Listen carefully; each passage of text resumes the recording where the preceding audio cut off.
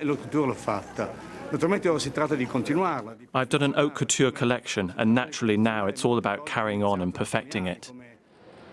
The king of Italian fashion, who prioritised clean lines and simple elegance, Giorgio Armani has died at the age of 91. He's been part of at least the fashion world for me, the length of my life, and he's just an icon. I felt sad, and of course I admire him so much. Nothing like the tailoring of his clothes and all the things that he brought, all the passion he brought to the fashion industry. So it's a sad day for people that love fashion.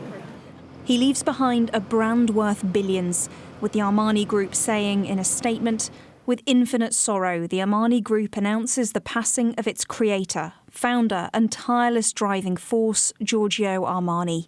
Il Signor Armani," as he was always respectfully and admiringly called by employees and collaborators, passed away peacefully, surrounded by his loved ones.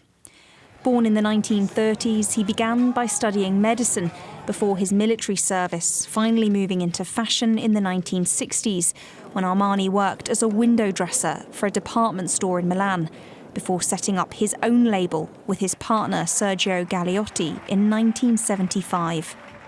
I mean, the man was an extraordinary marketeer. He started the business from his apartment in 1975. When he died, the company's worth revenues of 2.3 billion last year, and he was still the sole shareholder. So he had this exceptional control over his business that no other designer that I can think of in the modern age has or could even emulate.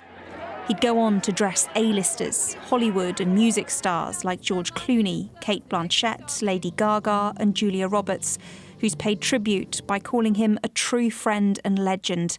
While Donatella Versace wrote, "The world has lost a giant today. He made history and will be remembered forever."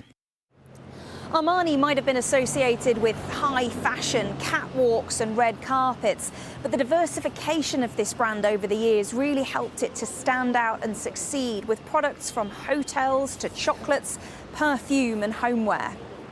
He was also a moderniser, banning the use of too thin models on his catwalks. It just shows again sort of how visionary he was. He was always one step ahead of what others were doing in a business way, and he probably really understood his clientele. He knew they weren't all sort of rake thing models. A lot of his clientele were working women. But he faced criticism too, making headlines in 2015 for comments about the dress of gay men.